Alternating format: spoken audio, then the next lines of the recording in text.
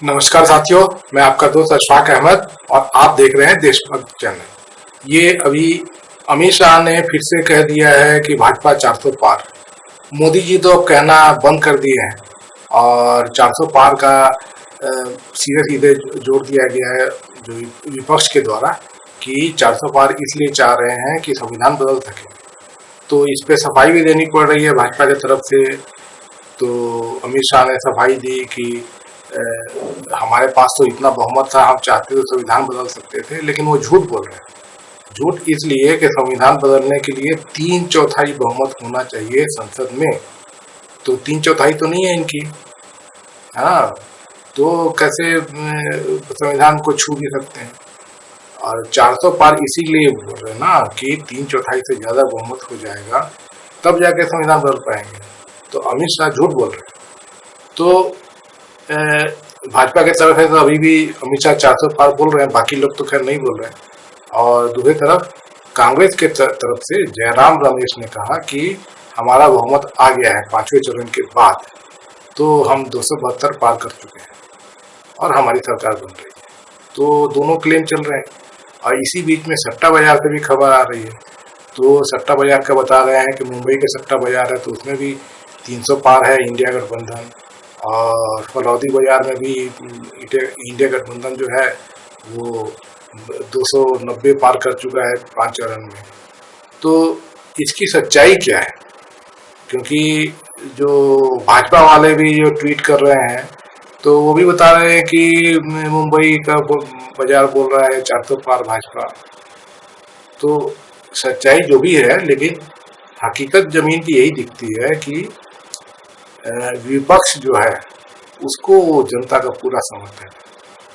और voting percentage का भी देख लीजिए तो वोटिंग कम हुआ है तो उसमें मोदी जी का वोट कम हुआ है, और बाकी जितना भी वोटिंग हुआ है तो उसमें भी मोदी जी के वोट जो है वो विपक्ष को गए।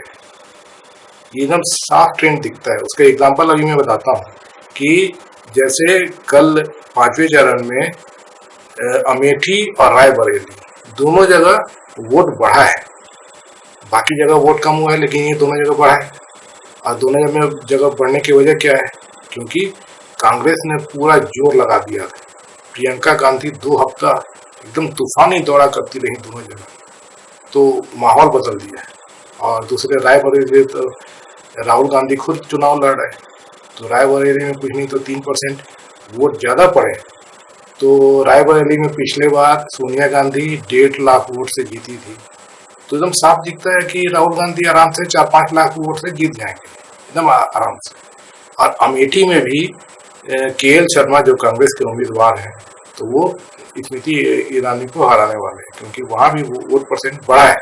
तो ये जो वोट परसेंट बढ़ा है अमेठी और रायबरेली में, तो इसका मतलब कांग्रेस का वोट बढ़ा है, भाजपा का नहीं बढ़ा है। और बाकी जगह तो वोट कम हुआ है। तो आप समझ सकते हैं कि एक्सप्लेनेशन क्या है। यही लॉजिक लगता है ना। लॉजिक तो इसी से यही समझ में आता है कि जहां वोट बढ़ा अमेठी रायबरेली तो वो कांग्रेस का वोट बढ़ा है, और बाकी जगह जो है वो पूरे मतलब 5 चरण में वोट कम पड़े हैं 2019 के मुकाबले, तो वो भाजपा के वोट कम हो गए। और इसीलिए भाजपा डटी हुई है, और इसीलिए मोदी जो है उनकी जबान लड़खड़ा रही है, अभी ठीक से बोल भी नहीं पाते हैं। दूसरे अनाप शनाप भी बक रहे थे।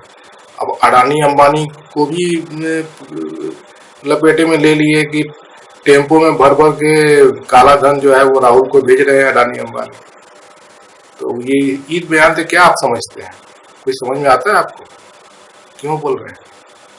और जो भी राहुल गांधी बोलते हैं तो फिर मोदी जी उसी को वापस रिपीट करते हैं। तो राहुल गांधी ने कहा कि जो गरीब परिवार है उनकी महिलाओं के घर के अकाउंट में पैसे आएंगे, हर 1 तारीख को पैसे आएंगे 1 लाख रुपए खटाखट खटाखट। तो मोदी जी भी चालू हो गए कि भाई कांग्रेस उड़ जाएगी फटाफट फटाफट, और ये सुपड़ा साफ हो जाएगा इंडिया गठबंधन का खटाखट खटाखट। तो ये राहुल गांधी को ही रिपीट कर रहे हैं मोदी जी। और आप देख ही रहे हैं कि जो मैनिफेस्टो है भाजपा का वो किसी को कुछ मालूम भी नहीं है कि मैनिफेस्टो कब आया था, कब चला गया। खुद भाजपा वाले भी अपना मैनिफेस्टो के बारे में बात नहीं करते हैं। भाजपा वाले पूरे कांग्रेस के मैनिफेस्टो की बात करते हैं। भाजपा वाले बोलते हैं कि इंडिया गठबंधन जो है कैसे पैसा ला के दे देगी गरीबों को 1-1 लाख रुपया, युवाओं को कैसे दे देगी 1-1 लाख रुपया। तो इसे तो कांग्रेस का ही प्रचार हुआ है ना।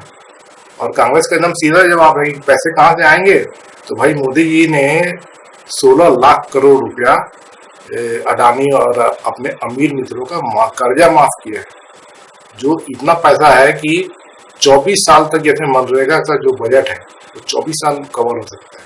या कांग्रेस ने एक बार किसानों का कर्जा माफ किया था करीब 76,000 करोड़, तो ये भी करीब 24 गुना पैसा जो है मोदी जी ने अमीर मित्रों का माफ किया है।